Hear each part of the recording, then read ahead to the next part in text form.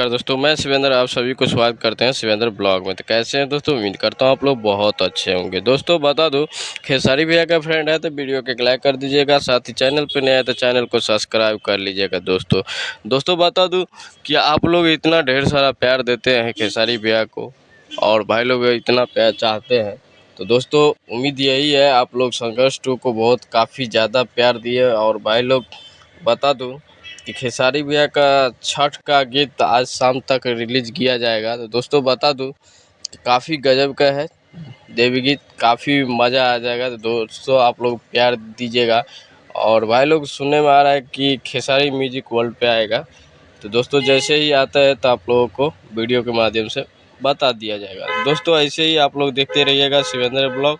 और भाई लोग चलते हैं, अगले वीडियो मिलेंगे फिर से। तो भाई लोग तो आप लोगों को नमस्ते, प्रणाम, आप लोग खुश रहिए।